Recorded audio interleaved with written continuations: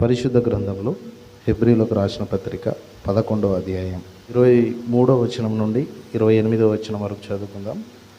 మోసే పుట్టినప్పుడు అతని తల్లిదండ్రులు ఆ శిశువు సుందరుడై ఉండుట చూచి విశ్వాసమును బట్టి రాజాజ్ఞకు భయపడక 3 మాసములు అతన్ని దాచిపెట్టిరి.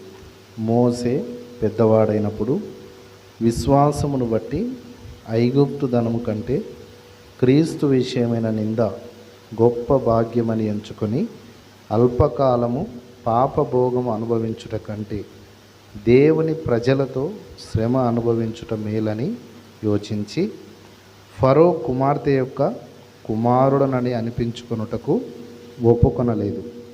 ఏలయనగా అతడు ప్రతిఫలముగా కలగబోవు బహుమానమందు దృష్టి ఉంచెను. విశ్వాసమును బట్టి అతడు అదృశ్యుడైన వారిని చూచుచున్నట్లు స్థిరబుద్ధి గలవాడై రాజాగ్రహమునకు భయపడక ఐగుప్తును విడిచిపోయెను. తొలిచూలు పిల్లలను నాశనము చేయువాడు ఇశ్రాయేలీయులను ముట్టకుండు నిమిత్తము అతడు విశ్వాసమును బట్టి పస్కాను రక్తప్రోక్షణ ఆచారమును ఆచరించెను. ఈరోజు 28వ వచనాన్ని మనం చూస్తాము. మీ అందరికీ తెలిసిన విధంగానే హెబ్రీలకు రాసిన పత్రిక 11వ అధ్యాయాన్ని మనం ధ్యానిస్తున్నాం. ఇది ఒక చాలా అద్భుతమైనటువంటి అధ్యాయము. మన విశ్వాస జీవితానికి ఆశీర్వాదకరమైనటువంటి ఒక అధ్యాయము. విశ్వాస వీరులను గురించినటువంటి రాసిన పట్టిక ఇది. వారు దేవుణ్ణి చూడకపోయినా వారు పరిస్థితులను ఏ విధంగా జయించగలిగారు, వారి శ్రమలు, ఇరుకులు, ఇబ్బందులన్నిటిని ఎలా దాటారు, అదృశ్యుడైన దేవుణ్ణి ఉన్నవాడు అనువాడని వాళ్ళు ఎలా చూశారు అనేటువంటి విషయాలు ఇక్కడ బోధించాడు. మోసే దగ్గరకు వచ్చిన తర్వాత 5 ఘట్టాలు ఉన్నాయని చెప్పాను. 5 ఘట్టాలు ఏంటంటే ఈరోజు 4వ ఘట్టం మనం చూస్తాము. 5 ఘట్టాలు ఏంటంటే మొదట తల్లిదండ్రుల విశ్వాసం, అది మొదటి ఘట్టం. అతడు సుందరుడై ఉండుట దాచిపెట్టాడు. సుందరుడై ఉండుట అంటే ఏ విధమైన రీతిలో అతడు సుందరుడై ఉండుట అనేటువంటిది మనం చూసాము. అది దైవ లక్షణాలు అతని ముఖంలో కనబడ్డాయి అని.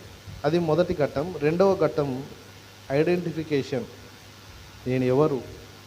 నేను ఒక హెబ్రీయుడను, ఇశ్రాయేలు జనులకు సంబంధించిన వాడను, ఈ ఐగుప్తు కుమార్తె యొక్క కుమారుడను కాను, ఈ ఐగుప్తు ధనానికి నేను వారసుడను కాను అని అతను ఎవరు అనే దాంట్లో కరెక్ట్గా ఉన్నాడు. అంటే దేవుడు నన్ను ఎందుకు పుట్టించాడు అనేటువంటి ఉద్దేశంలో అతడు ఆనందపడుతున్నాడు. అంతేగాని తన ముందున్నటువంటి కొన్ని విషయాలను తిరస్కరిస్తున్నాడు. నేను ఎవరు అనే దాంట్లో ఆనందిస్తున్నాడు. అది 2వ ఘట్టం. 3వ ఘట్టం ఏంటంటే ప్రత్యేకించబడినటువంటి జీవితం. మోసే దగ్గర ప్రత్యేకించబడుట అంటే ఏంటనేది మనం చూసాము. ఇంకా ఎక్కువ దాంట్లో మనం ఉండము. ప్రత్యేకించబడినటువంటి జీవితం అంటే ఇది ఆలోచనలను, మనస్సును, హృదయాన్ని గురించి పరిశుద్ధ గ్రంథం మాట్లాడుతుంది. ప్రత్యేకమైనటువంటి జీవితం ఎలాంటిది అంటే మనము పోయిన వారం మనం చూసాం. ఇప్పుడు 4వ ఘట్టం ఏంటంటే సాల్వేషన్, రక్షణ అనేటువంటిది మనం కొద్ది నిమిషాలు ఆలోచన చేద్దాం దయచేసి. రక్షణ అనేటువంటిది ఒక మనిషికి ఎలా కలుగుతుంది?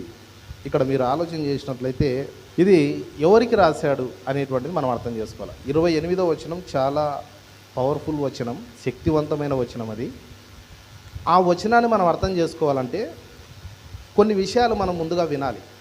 28వ వచనాన్ని మనం అర్థం చేసుకోవాలంటే ఈ పత్రిక ఎవరికి రాస్తున్నాడు, ఎలాంటి ఆలోచనలు కలిగిన వ్యక్తులకు రాస్తున్నాడు. ఈ హెబ్రీయులకు రాసిన పత్రిక ఎలాంటి వ్యక్తులకు రాస్తున్నాడు అంటే హెబ్రీయుల మార్గంలో ఉన్నటువంటి వారు యేసు ప్రభుని తమ సొంత రక్షకుడుగా అంగీకరించి ఆయనే దేవుడని నమ్మి ఆయనలో జీవిస్తున్నటువంటి విశ్వాసులకు ఈ పత్రిక రాస్తున్నాడు.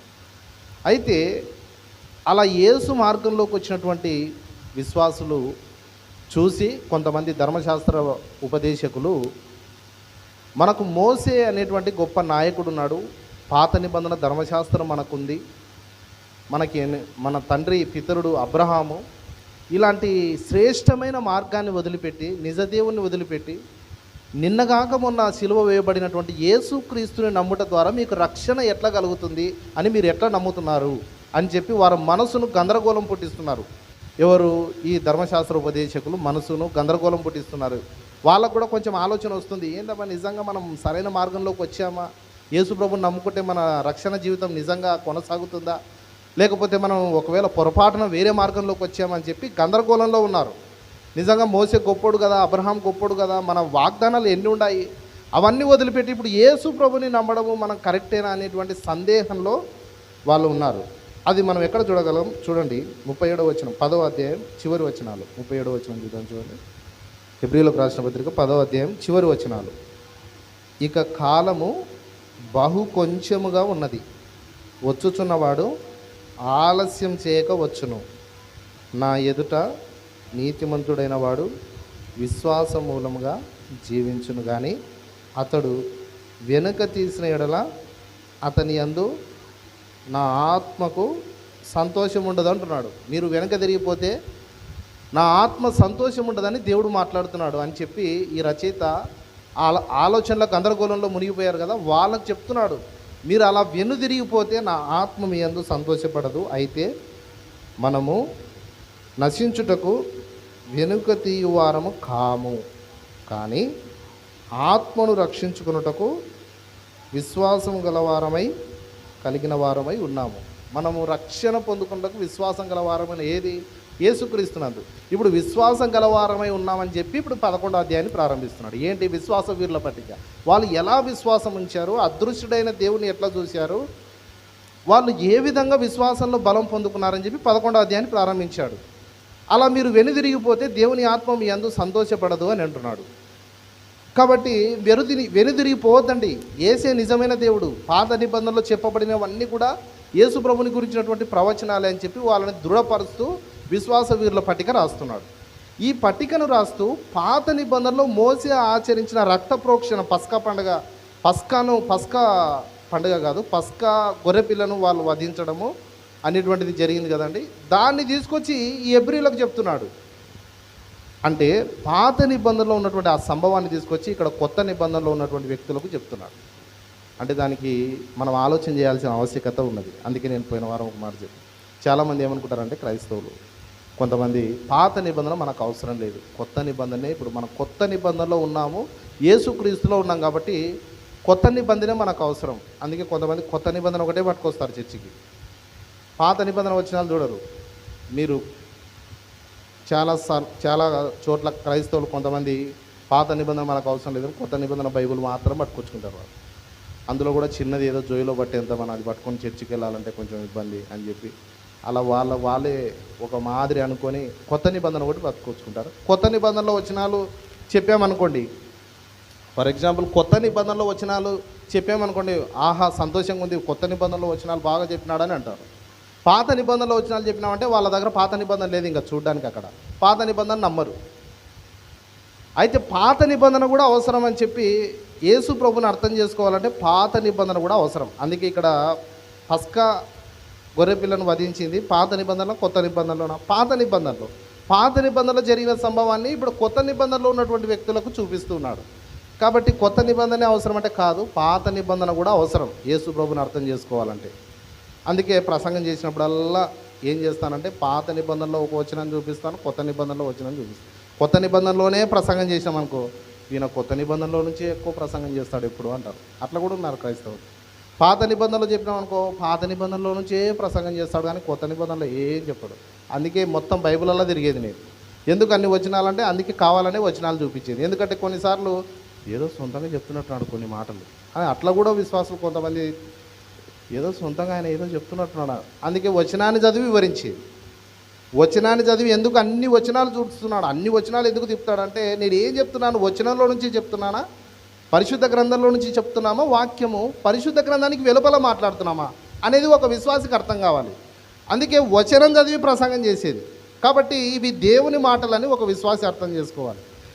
ఇప్పుడు రక్షణ గురించి ఇక్కడ మాట్లాడుతున్నాడు. దాన్ని అర్థం చేసుకోవాలంటే ఈ పత్రిక యూదా మార్గంలో, ఎబ్రీ మార్గంలో ఉన్నటువంటి వారికి, యేసులోకి వచ్చిన వారికి చెప్తున్నాడు. వీళ్ళ యొక్క విశ్వాసం ఏంటంటే, మనకు ధర్మశాస్త్రం ఉంది కదా, పాత నిబంధనలో ధర్మశాస్త్రం ఉంది. ధర్మశాస్త్రం ఎంత గొప్పది. మోసే వాళ్ళకు ముఖ్యం, మోసేనే ముఖ్యం వాళ్ళకి.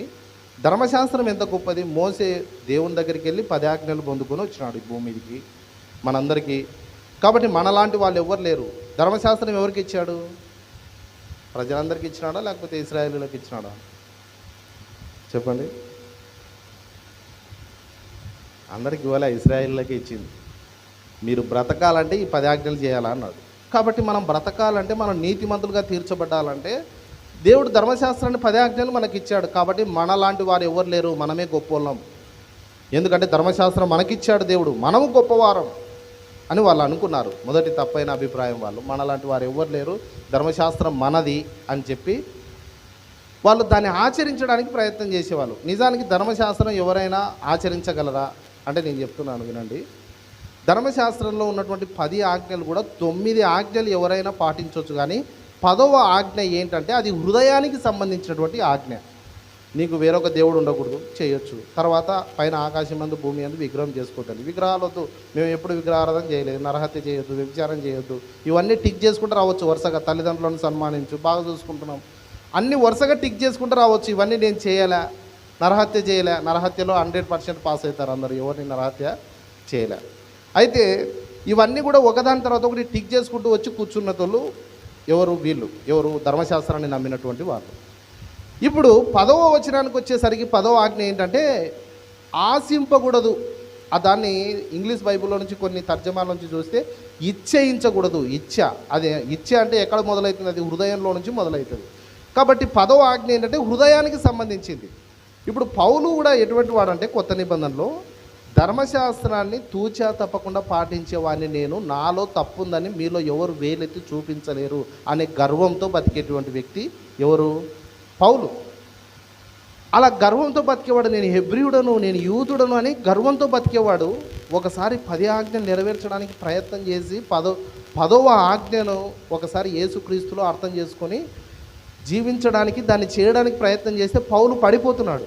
అందుకే రోమపత్రిక 7వ అధ్యాయంలో ఏమంటాడంటే ఇట్టి ఘోరమైన స్థితిలో ఉన్న నన్ను విడిపించగలవారు ఎవరున్నారు అని చెప్తూ చివరి వచనంలో యేసు ప్రభువుకు వందనాలు అంటాడు. ఎందుకంటే హృదయంలో ఉంది పాపము, అది బయట లేదు. హృదయంలో పాపం ఉంది. హృదయానికి సంబంధించింది 10వ ఆజ్ఞ. అంటే ఏం చెప్పడానికి వస్తున్నానంటే వాళ్ళు ధర్మశాస్త్రాన్ని బాగా నమ్మి కూర్చున్నారు అక్కడ.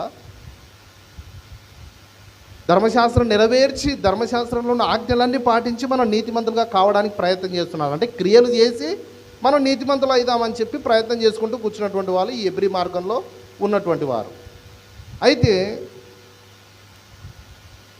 ధర్మశాస్త్రము నిజానికి ఎవరు నెరవేర్చలేరు. ధర్మశాస్త్రం యొక్క సారాంశము, దాన్ని దేవుడు ఎందుకు ఇచ్చాడంటే అవన్నీ చేయడానికి ప్రయత్నం చేసి చివరిగా 10వ ఆజ్ఞలో పడిపోయి పౌలు వలె నేను ఘోరమైన స్థితిలో ఉన్నాను ప్రభువా, యేసు రక్తం నాకు అవసరం అని ముగింపుకు రావాలి. యేసు దగ్గరికి నడిపించడానికి ఆ 10 ఆజ్ఞలు ఇవ్వబడ్డాయి. ధర్మశాస్త్రం అందులో ఉన్న బలులు కావచ్చు, ధర్మశాస్త్రం కావచ్చు, అన్నీ కూడా యేసు ప్రభు యుద్ధకు నడిపించడానికి ఇవ్వబడ్డాయి. కాబట్టి అది మొదటి తప్పైన అభిప్రాయం. రెండో తప్పైన అభిప్రాయం ఏంటంటే దాన్ని చేసి మనం నీతిమంతులుగా జీవిద్దామనుకున్నారు, కానీ దాన్ని చేయగలరంటే ఎవరు చేయలేరు. మరి రక్షణ ఎట్లా కలుగుతుందంటే విశ్వాసం ద్వారా కృపచేతనే రక్షణ కలుగుతుంది. ఎఫెసీ పత్రికలో ఒక గొప్ప మాట ఉంది. 2వ అధ్యాయం 8వ వచనంలో ఒక మాట ఉంది. తిప్పొద్దని రాసుకోవాలంటే రాసుకున్నది. ఎఫెసీ పత్రికలో 2వ అధ్యాయం 8వ వచనంలో ఏముందంటే మీరు విశ్వాసం ద్వారా కృపచేతనే రక్షింపబడ్డారు. అంటే ఇందులో క్రియలు లేవు. ఇది మీ వలన కలిగినది కాదు, ఇది దేవుని వరం, దేవుడు ఉచితంగా ఇచ్చినటువంటి రక్షణ అనేటువంటిది మనము చూడగలుగుతాం. అయితే ఇప్పుడు రక్షణ ఎట్లా కలుగుతుంది ఒక విశ్వాసికి? ఏదో సంఘానికి పోయినండి, పేరు ఇచ్చిన, సభ్యత్వం తీసుకున్నా, ఆడ ఒక మాదిరి సాక్ష్యం ప్లే చేసినారు, నాకు ఒక మాదిరి మనసులో అయిపోయింది, అందుకే నేను ఎంపడే బాప్తిసం తీసుకున్నాను, అందుకే వెంటనే ఒకటే రోజే రక్షణ పొందాను, వెంటనే నాకు ఏవేవో గుర్తుకొచ్చినాయి, వెంటనే మారు మనసు పొందాను, ఆ సంఘంలో పేరు ఇచ్చేసినాను, సభ్యత్వం పొందుకున్నాను, కార్డు కూడా వచ్చింది, ఐడి కార్డు కూడా వచ్చింది, కాబట్టి నేను రక్షణ పొందాను. ఇంకా అంటే రక్షణ ఆ విధంగా కలగదు. రక్షణ ఎట్లా కలుగుతుంది అంటే, అందుకే నేను 23వ వచనం నుంచి ఈరోజు చదివాను. 23వ వచనం నుంచి ఎందుకు చదివానంటే, ఒక వ్యక్తిలో రక్షణ ఎట్లా కలుగుతుందంటే మొట్టమొదట మారు మనసుతో ప్రారంభమవుతుంది. హృదయంలో మార్పు, ఆలోచనలో మార్పు, మనసులో నొచ్చుకోవడం. మోసే ఎక్కడ మార్పు చెందాడు?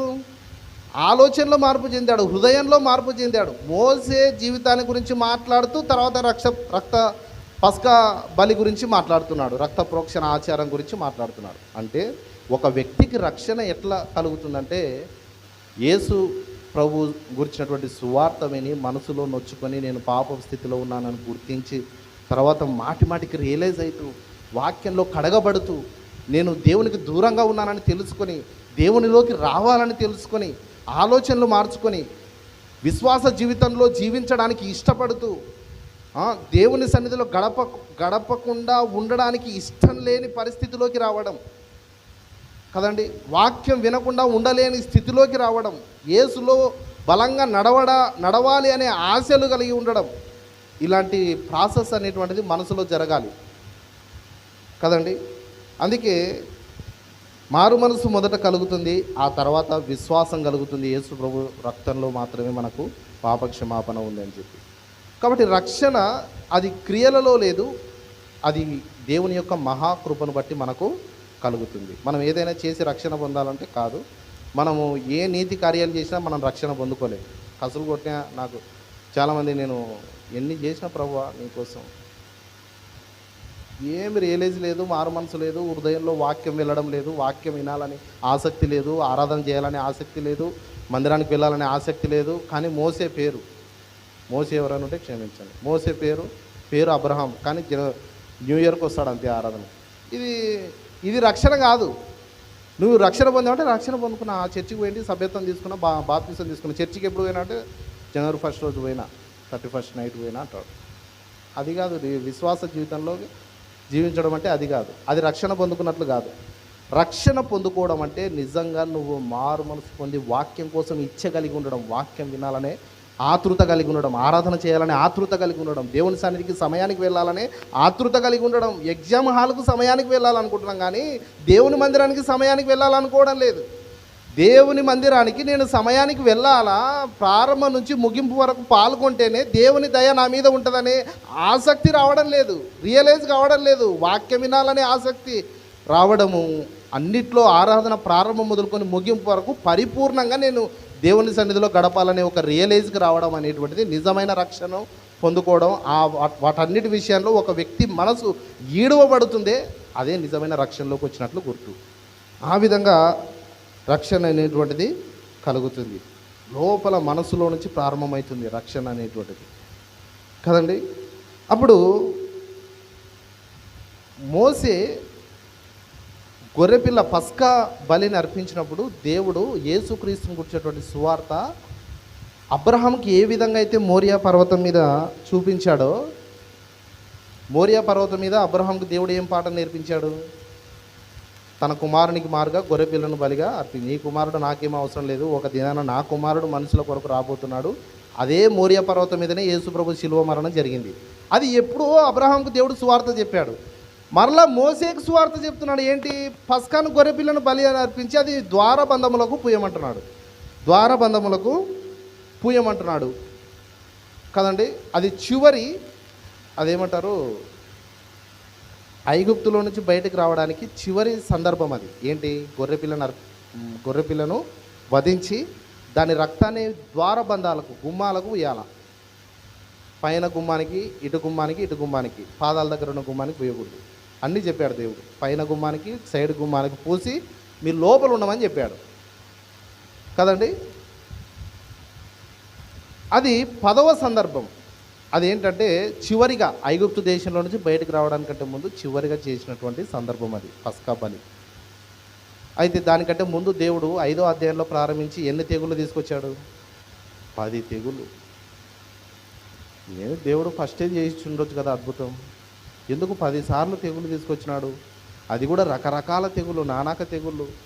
చదువుతుంటేనే ఒక మాదిరి మనసు పులకరించిపోతుంది. అదేంటి తెగుళ్ళు? పేన్లు, కప్పలు, జిట్టలు కాదేమో, బొద్దింకలు,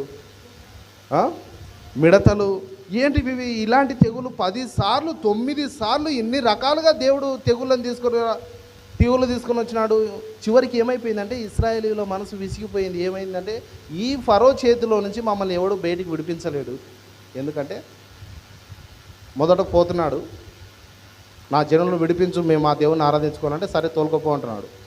సరే అని బయటకు పోయేతలక హృదయాన్ని కఠినపరుచుకుంటున్నాడు. 9 సార్లు దేవుడు యెహోవా అనే అతని హృదయం కఠినపరిచాడని మనం చదువుతాం పరిశుద్ధ గ్రంథాన్ని. ఫరో హృదయాన్ని దేవుడు కఠినపరిచాను కాబట్టి వాళ్ళను పోనీయనొల్లకపోయాను అని మనం చదువుతాం. ఎందుకు దేవుడు 9 సార్లు ఫరో హృదయాన్ని కఠినపరిచాడు? మోసే పోతాడు, నా జన్లు విడిచిపెట్టంటే తోలుకపోయి ఈ బాధలు నాకెందుకు, ప్రార్థన చేయి దేవునికి, తెగులల్లో పోని, తెగులలో పోయినాక పంపిస్తా అంటాడు. మోసే ప్రార్థన చేస్తాడు, తెగులు పోతుంది, మళ్ళీ ఫరో హృదయం కఠినమైపోతుంది, పోనీయడు, పోనీక వీలు కాదంటాడు. ఎవరు పోనిస్తారు? ఇన్ని వెట్టి చాకరి పనులు చేస్తుంటే వాళ్ళు పోతే ఈ పనులలో ఎవరు చేయాలా అని ఆయన పోనిస్తలేడు. హృదయాన్ని కఠినపరుచుకుంటున్నాడు మాటి మాటికి. ఇప్పుడు 10వసారి మోసే కూడా చెప్పాడు, ఇక నా ముందర వచ్చి నిలవనేవనుకో, నా జనాలను బయటికి తీసుకుపోవాలా, నేను మా దేవుని ఆరాధించుకోవాలా, యెహోవా దేవుని అది ఇది అన్నావు అనుకో నిన్ను చంపేస్తానంటాడు. ఎవరిని? మోసేని. మీరు చదివితే చరిత్ర. ఇంకొకసారి నా ముందర వచ్చి నిలబడినావు అనుకో, నా జనులను విడిపించు, అరణ్యంలోకి వెళ్ళి మా దేవుని ఆరాధించుకోవాలమేమని నా ముందర వచ్చి నిలబడినావనుకో నిన్ను తుత్తు నీలుగా చేస్తే నిన్ను చంపేస్తాను నేనని మోసేకు బెదిరిస్తాడు. మోసే ఏమంటాడు తెలుసా అండి? మోసే ఏమంటాడంటే, నీ పనులను నువ్వు పంపించి నన్ను బతిమలాడుకుంటావు, మోసేని పిలుచుకురాపో అని, అంతవరకు నేను రానంటాడు. అది చివరి ఐగుప్తు దేశంలో నుంచి బయటికి వచ్చే సందర్భం, అది పస్కా వధించే సమయంలో. అప్పుడు మోసేని నిజంగా అంటే బతిమలాడుకుంటే మోసే వెళ్తాడు. ఇప్పుడు చివరి సందర్భం ఏంటంటే, నిర్గమకాండానికి తిప్పండి ఒకసారి, తక్కువ నేను చెప్పి ముగిస్తాను ఈ వచనాన్ని. నిర్గమకాండం 12వ అధ్యాయం, ఒక ముఖ్యమైన విషయం ఇది. నిర్గమకాండం 12వ అధ్యాయం 3వ వచనం చదువుతాను చూడండి. మీరు ఇశ్రాయేలీయుల సర్వ సమాజముతో ఈ నెల దశమి నాడు వారు తమ తమ కుటుంబముల లెక్క చొప్పున ఒక్కొక్కడు గొర్రె పిల్లనైనను మేక పిల్లనైనను, అనగా ప్రతి ఇంటికి ఒక గొర్రె పిల్లనైనను ఒక మేక పిల్లనైనను తీసుకునే వాళ్ళని. ఇంటింటికి గొర్రె పిల్ల తీసుకోవాలా అన్నాడు. ఇంటింటికి గొర్రె పిల్లని తీసుకోవాలని చెప్తున్నాడు. ఏ రోజు? దశమి నాడు. చూశారండి, దేవుడే దశమి అది ఇది అని చూసినాడు. మనం కూడా దశమిలు ఈరోజు దశమి మంచిది, రేపు అమావాస్య చెడ్డది. యేసుప్రభుని నమ్ముకొని కూడా దశములు అమావాస్యలు అనుకుంటూ కూర్చుంటారు కొంతమంది. అది సబ్జెక్ట్ కాదు ఇది. నిజానికి చెప్పాలంటే యేసుప్రభులో ఉన్నట్లయితే నువ్వు ఇప్పుడు వాళ్ళు దేవునికి వెలుపల ఉన్నారు. అప్పుడు జనాలు ఎక్కడున్నారు? దేవునికి వెలుపల ఉన్నారు. ఇప్పుడు ప్రతి విశ్వాసి ఎక్కడున్నాడు? క్రీస్తులో ఉన్నాడు. అది అర్థం చేసుకోకుండా దశమి, అమావాస్య, పున్నమి, పిల్లి అడ్డం వచ్చింది. బహుశా ఆరాధనకు లేట్ వచ్చే వాళ్ళకి పిల్లులు అడ్డం వచ్చింటాయేమో, అందుకనే కదా. కొద్దిసేపు కూర్చొని పోదాం.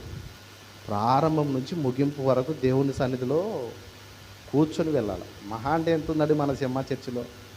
ఆరాధన ఎంత సమయం ఉంది చెప్పండి, మీరే చెప్పండి. మొదటి ఆరాధన 7:30కు, అంటే మనం 8 గంటలకు వస్తాం అనుకోండి. 8 నుంచి మహా అంటే వాక్యం అయిపోయేతలకు 9:30 అయిపోయింది. గంటన్నర వాక్యం దేవుని సన్నిధిలో టయానికి కూర్చోవడానికి వీలు కావడం లే. 9:30 జానమార్కని ఎందుకు అట్లా అంటే మాకు నచ్చదు అనుకుంటే కొంతమంది, అది మీ ఇష్టం. బైబిల్ వాక్యం సెలవిస్తుంది ఏంటంటే, దేవుని సన్నిధిలో ఒక సమయాన్ని కేటాయించినప్పుడు దాన్ని పరిపూర్ణంగా నేను గడపాలని నువ్వు అనుకోవడమే నిజమైన విశ్వాసంలోకి వచ్చినట్లు, రక్షణ పొందుకున్నట్లు అనేది నేను చెప్తున్నాను. అది మీరు అర్థం చేసుకోవాలా. కాబట్టి మీరు చాలా చోట్లకు వెళ్తే చాలా సమయం కడతారు. ప్రార్థన చేద్దాం, అర్ధగంట ప్రార్థన. పాట పాడదాం, పాటలు ఒక అర్ధగంట. సమయం 2 గంటలు, 3 గంటలు, 4 గంటల ఆరాధన జరిగే మన దగ్గర శ్రేష్టమైన ఆరాధన జరుగుతుంది. 1 గంట వాక్యం జరుగుతుంది. అద్భుతమైన ఆరాధన సమయం అండి ఇది. నాకు చాలా బాగా నచ్చుతుంది. మన సంఘాల్లో కూడా పాటలు, శ్రేష్టమైన వాక్యం, ఇది చాలు. ఒక విశ్వాసికి ఇంత సమయం చాలు. ఈ సమయంలో కూడా నువ్వు పరిపూర్ణంగా గడపలేకపోతే ఇంకా నువ్వు పరీక్ష చేసుకోవాలి ఇంకా కదండి. కాబట్టి దశమి నాడు అదేది అని మనం ఏం లేదు, క్రీస్తులో మనమున్నాం. అయితే ఒక ఇంటింటికి ఒక గొర్రెపిల్ల తీసుకోవాలన్నాడు. ఈ సందర్భం అంతా మీరు తర్వాత ఇంటికి వెళ్ళి చదువుకోండి. ద్వారబంధకాలకు పూసి ఎక్కడున్నామన్నాడు? ద్వారబంధకాలన్నిటి పూసి మీరు లోపల ఉండండి అన్నాడు. ఎక్కడుండాలా? నేను ఫాస్టింగ్ ఉన్నానండి, నేను అబ్రహాం సంతానం అని బయటికి రాకూడదు. నాలాంటి వాళ్ళు ఎవరు లేరు, నాలాంటి విశ్వాసం ఎవరికి లేదు, మేము ఎవరి సంతానం? అబ్రహాం సంతానం అని ఆ రోజు ఎవడైనా తిక్కబట్టి నేను అబ్రహాం సంతానం, మమ్మల్ని ఎవరు ఏం చేస్తారు, యూదులము, మేము హెబ్రీయులం అని చెప్పి ఇంట్లో కూర్చోకుండా బయటకు వచ్చితే సంహార దూత సంహరించేస్తుంది అంతే. అబ్రహాం సంతానమైనా సంహరించేస్తుంది. ఏంటికో దేవుడు ఏం చెప్పినాడు, రక్తము ఊసి లోపల ఉండండి అంతే. ఆ రోజు ఆ పాఠం ఎందుకు గొర్రెపిల్లని అక్కడ బలిగా అర్పించడం అంటే, బాప్తిస్మం ఇచ్చి యోహాను అంటున్నాడు, ఇదిగో లోక పాపములను మోసుకొని పోవు దేవుని ఆ గొర్రెపిల్ల బలి అర్పించబడితే రక్త కోటలో మనం ఉంటాము, ఆ రక్తం ద్వారా మనుషులందరికీ పాపక్షమాపణ జరగబోతుందని చెప్పి ఆ రోజు అక్కడ పాఠం నేర్పించాడు మోసేకి. ఇశ్రాయేలీయులందరికీ అదే పాఠం. కానీ ఇశ్రాయేలీయులందరికీ ఏంటంటే మనసులో, దయచేసి వినండి, ఇశ్రాయేలీయులందరికీ మనసులో ఏంటంటే 9 సార్లు జరగంది, 10వ గొర్రెపిల్లని అర్పించి రక్తం పూసే జరుగుతుందా? 9 సార్లు జరగంది. నిజం చెప్పండి, ఈరోజు కూడా విశ్వాసులు చాలామంది అట్లే అనుకుంటారు. 9 సార్లు చేయలే కానీ దేవుడు 10వ ఏం చేస్తాడు? ఆ రోజు ఇశ్రాయేలీలో కూడా అట్లే అయిపోయింది, మనసు విసిగిపోయింది. 9 సార్లు చేయని దేవుడు 10వ చేస్తాడా? ఈ మోసేకు తెలివి లేదు. మోసేకున్నంత విశ్వాసం వాళ్ళు ఎవరికి లేదు. మోసే 10వ కూడా దేవుని కొరకు అడిగేయడానికి సిద్ధపడ్డాడు. కానీ ఇశ్రాయేలీలు మాత్రం 9 సార్లు చేయని దేవుడు 10వ చేస్తాడా? 9 సార్లు కాపాడని దేవుడు తెగుళ్ళు తీసుకొచ్చినాడు, అవి తీసుకొచ్చినాడు, కానీ మనం ఐగుప్తు దేశంలో నుంచి బయటకు పోలే. 10వ ఏం జరుగుతుంది? చేస్తాడో చేయడో? నేను చెప్తున్నాను ప్రియ దేవుని బిడ్డలారా, 9 సార్లు జరగకపోయినా 10వ దేవుడు అద్భుతంగా నీ జీవితంలో కార్యం చేస్తాడు. విశ్వాసంతో నువ్వు జీవించని చెప్పి బైబిల్ మాట్లాడుతుంది. 9 సార్లు జరగకపోయి ఉండొచ్చు. దేవుడు ఎందుకు ఆ ముగింపుకు తీసుకొని వచ్చినాడంటే, ఈ ఫరో చేతిలో నుంచి మమ్మల్ని బయటపడేసి శక్తిమంతుడు ఎవ్వరు లేరు అని వాళ్ళు అనుకోవాలి. ఆ శక్తిమంతుడు నేనే అని చెప్పి దేవుడు రుజువు చేసుకోవాలి. ఐగుప్తు దేశం నుంచి బయటపడేసే శక్తిమంతుడు ఎవరు? నేనే అని చెప్పి ఇశ్రాయేలు నేర్చుకోవాలా. ఆ రక్షణ కూడా ఎట్లా కలిగింది? యేసుక్రీస్తుని గుర్తింపుకు అది జరగాలని చెప్పి గొర్రెపిల్లను వధించు, రక్తం పూసి లోపల కూర్చో అని చెప్పి ఆ విధంగా వాళ్ళు దేశం మొత్తం, ఐగుప్తు దేశం మొత్తము ప్రతి ఇంటిలో మరణం సంభవించింది. కానీ రక్తపు కోటలో ఉన్న వారికి మరణము సంభవించలేదు. యేసు రక్తంలో కడగబడిన వానికి నిత్య జీవం అనేటువంటిది నిశ్చయం. రక్తంలో యేసు రక్తం అంటే దాని కొరకే ఇవ్వబడింది. దీని గురించి పౌలు పత్రికలలో చాలా చోట్ల చెప్పాడు. మన పస్కా బలి యేసుక్రీస్తు, నా శరీరమును నా రక్తమును తిని తాగువాడే నిత్య జీవం గలవాడు. పస్కా గొర్రెపిల్లను అర్పించి దాన్ని తినమన్నాడు దేవుడు, తిని లోపల కూర్చోండి అన్నాడు. ఈరోజు మనం ఏం చేస్తున్నాము? ఆయన రక్తం, ఆయన శరీరంలో పాలు పొందుతున్నాం. నిజమైన విశ్వాసి లక్షణం అది. హల్లెలూయా. నా శరీరమును నా రక్తమును తిని తాగువాడే నిత్య జీవం గలవాడని చెప్తున్నాడు. ఆ రోజు రక్త ప్రోక్షణలో అలా చేసిన వాడు బతికాడు. ఇశ్రాయేలీయులందరూ ఇంట్లో కూర్చుంటే బతికాడు. ఈరోజు యేసు క్రీస్తు శిలువ చాటుకు నువ్వు వచ్చినట్లయితే, యేసు రక్తంలో ఆ రోజు గొర్రెపిల్ల రక్తానికి అంత శక్తి ఉందంటే, గొర్రెపిల్ల రక్తము ద్వారబంధకాలకు పూసి ఇంట్లో కూర్చుంటే వాళ్ళ ఇంట్లోకి మరణం రాలే. గొర్రెపిల్ల రక్తానికి అంత శక్తి ఉందంటే ఈరోజు యేసు రక్తానికి ఎంత శక్తి ఉందంటున్నారు? ఎంత పాపివైనా నువ్వు యేసు రక్తంలో కడగబడినట్లయితే ఈ రోజుకి యేసు రక్తంలో శక్తి తరిగిపోలే. అది అద్భుతమైన శక్తి, యేసు రక్తంలో ఉన్నటువంటి శక్తి. ఆ రక్తంలో కడగబడినటువంటి విశ్వాసికి నేను చెప్తున్నాను, 9 సార్లు జరగకపోయినా 10వ దేవుడు నిన్ను తల ఎత్తి నిలబెట్టి అద్భుతంగా దేవుడు నిన్ను ఆశీర్వదించి నిన్ను తలగా ఉంచుతాడు, కానీ తోకగా ఉంచడు. అది ఇశ్రాయేలుల దగ్గర నేర్చుకోవలసినటువంటి పాఠం. మోసే నమ్మాడు కానీ వీళ్ళు నమ్మలేదు. కానీ ఈరోజు మనం ఏం నేర్చుకుంటున్నాం? మనం నమ్మాలా దేవుణ్ణి, అన్ని విషయాల్లో నమ్మాలా. మనం విశ్వాసంతో అడుగు వేయటంలో వెనకబడిపోకూడదు. దేవునిలో నిలబడి అడుగు నిలబెట్టు. ఎన్ని శ్రమలు వచ్చినా, ఎన్ని ఇబ్బందులు వచ్చినా, 9 సార్లు దేవుడు చేయలే, 10వ చేస్తాడంటే నేను చెప్తున్నాను, దేవుడు ఖచ్చితంగా చేస్తాడు. వెనకాల క్రియ చేస్తున్నాడు. కానీ దేవుడు చూడకుండా ఉండలేదు, చూస్తూ ఉన్నాడు. హల్లెలూయా. దేవుడు మిమ్మల్ని దీవించును గాక. వచ్చేవారం.